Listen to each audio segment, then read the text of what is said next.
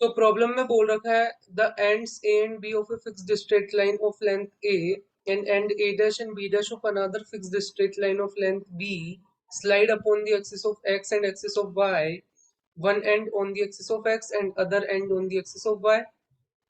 तो दो straight line है जिसकी लेंथ फिक्स है. सो उनका एक एंड एक्स एक्सिस के ऊपर है, एक एंड वाई एक्सिस के ऊपर है.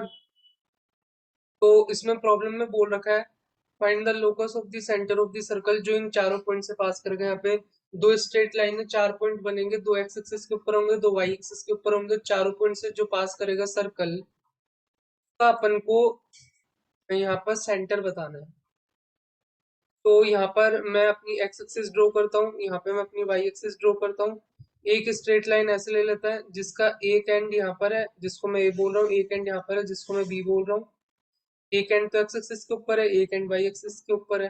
अनदर स्ट्रेट लाइन यहाँ पर मैं देखूँ तो ऐसी बना लेता हूँ जिसका एक एंड यहाँ पर है जिसको ए डैश बोल रहा है, एक एंड यहाँ पर है जिसको बी डैश बोल रहा है. तो जो अपना सर्कल है वो इन चारों पॉइंट से पास कर रहा है. तो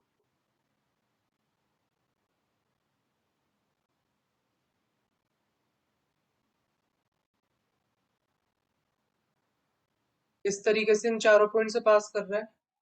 तो जो इसका सेंटर होगा वो कहाँ पर आएगा. तुम्हें पता है कि ये एक कॉर्ड बनेगी इसकी सर्कल की, तो इसका मिड पॉइंट एंड ये एक अनदर कॉर्ड बनेगी इसका मिड पॉइंट. तो यहाँ पर इसका मिड पॉइंट मैं यहाँ पे मान लेता हूँ और ये एक स्ट्रेट लाइन खींची और यहाँ पे एक मिड पॉइंट यहाँ पे मान लेता हूँ, एक स्ट्रेट लाइन खींची.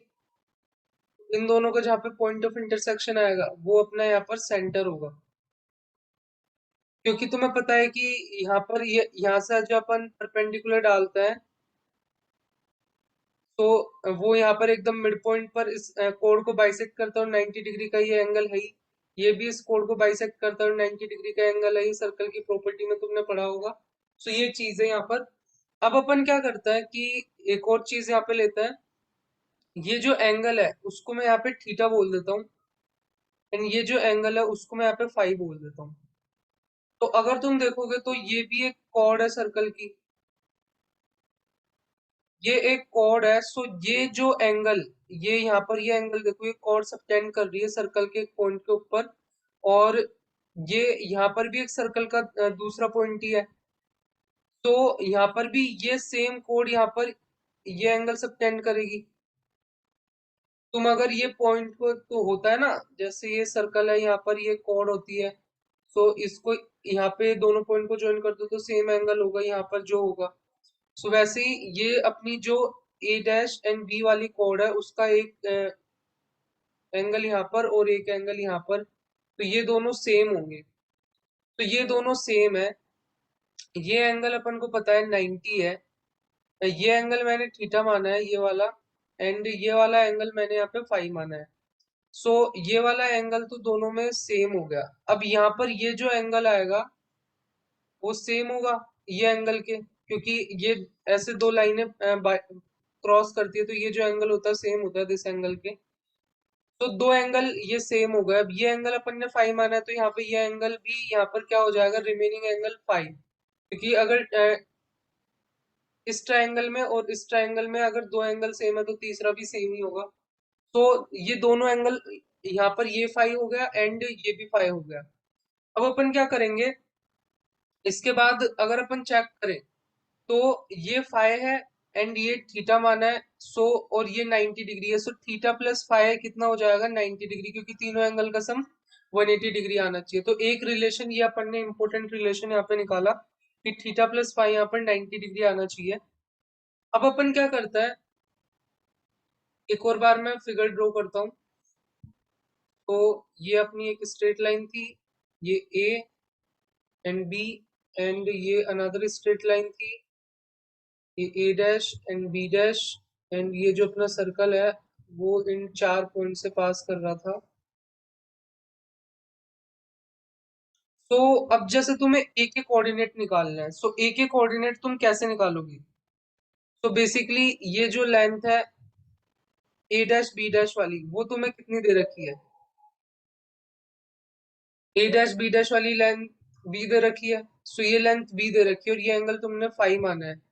सो अगर तुम चेक करोगे तो ये जो ए डैश है, अभी ए के नहीं निकाले, ए के बाद में निकालेंगे, जो ए डैश है वो कितना हो जाएगा, B cos five comma zero. और वैसे ये साइड ए लेंथ की दे रखी है और ये एंगल तुमने थीटा माना है, सो ये कितना हो जाएगा, ए कॉस थीटा कोमा जीरो। ये ठीक है। वैसे ही यहाँ पर अगर तुम बी को चेक करो तो बी क्या हो जाएगा, zero comma A sine theta. And वैसे ही बी डैश को चेक करो तो जीरो कोमा ए, वो क्या बी, क्योंकि ये लेंथ बी है, बी साइन फाइव, इस तरीके से हो जाएगा। तो ये मैंने चारों पॉइंट के कोऑर्डिनेट भी निकाल लिए। अब मैंने जब चारों पॉइंट के कोऑर्डिनेट निकाल लिए तो मैं क्या बता रहा हूँ कि इसका मिड पॉइंट और इसका मिड पॉइंट अगर मैं चेक कर लूं तो वो ही अपना सेंटर होगा। सो मुझे यहाँ पर ये, क्योंकि इस सेंटर के अगर एक्स एंड वाई कोऑर्डिनेट मानूं तो एक्स कोऑर्डिनेट तो यही होगा, इसका एंड वाई कोऑर्डिनेट यहाँ पर होगा। सो मैं दोनों ही निकाल सकता हूँ। सो अगर एक्स कोऑर्डिनेट देखो तो क्या हो जाएगा, मिड पॉइंट है तो A cos theta plus B cos five divided by two आएगा। एंड इसको एच बोल देता हूँ यहाँ पर, ये एच कोमा के लिख देता हूँ इसको, ताकि फिर अपन बाद में एलिमिनेट कर लेंगे। तो ये हो गया। And A sine theta plus B sine five divided by two is equal to K आएगा। सो ये चीज हो गई अपने पास। अब अपन को एक रिलेशन भी पता है यहाँ पर कि theta plus five is equal to pi by two है। तो मैं क्या करता हूँ, फाइव की जगह मैं पाई by to minus theta put कर देता हूँ। सो ये रिलेशन हो जाएगा ए, यहाँ पर ए साइन थीटा दे रखा है ना, A sine theta plus B cos theta is equal to, ये टू के हो जाएगा, is equal to two K. And इस रिलेशन में अगर मैं पुट करूँ तो ए कॉस थीटा, एंड यहाँ पे अपना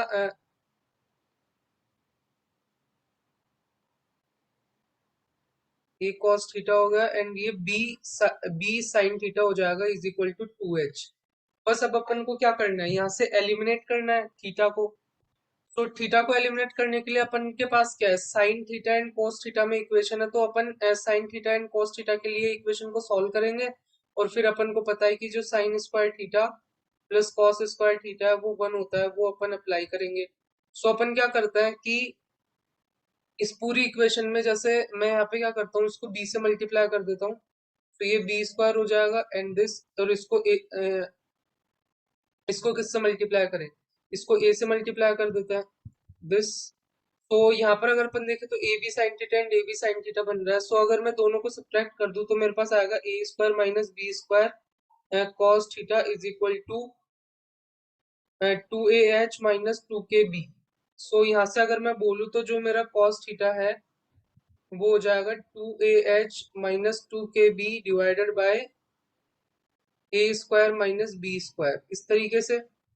और वैसे ही अगर मैं चेक करूं तो सेम इक्वेशन, अब सेम इक्वेशन है मेरे पास वही, अभी जैसे ये ए एंड बी को मैं हटा देता हूँ।